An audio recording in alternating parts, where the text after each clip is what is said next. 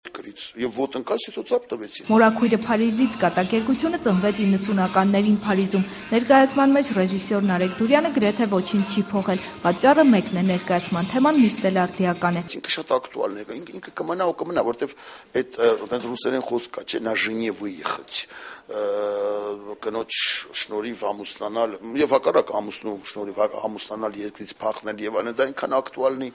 նյութեր են, որ դրանք 5 տարի հետո էլ հանես մեջտեղ, հետո Սփյուռքայի հայաստանցի կոնֆլիկտը միշտ կա, ռուսախոս աղջիկ հայախոս տղաներ եւ հակառակը միշտ կա, սուտ ինտելիգենցիա միշտ կա, դրա համար այստեղի նյութերը այնքան հզոր են, որ նոստալգիա սովետի հանդեպ եւ այլն, որը այնուամենայնիվ լավ բաներ ուներ, այնուամենայնիվ պետք է ընդունենք, դրա համար սա միշտ ակտուալ կմնա, սա չի հնանա։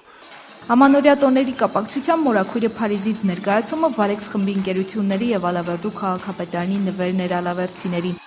Հիմա օրինակ շնորհակալություն է պետք հայտնել հրավիրողներին մեզ, որտեվ անտրպրիզային թատրոնը տանելը թանկ հաճույք է, էլի դա ամեն մեկը չի կարող, որտեղ բոլորը ինդիվիդուումներ են, բոլորը սա պետական թատրոն չի, ասես դուք ամսական ստանում եք, հիմա այսօր քշում ենք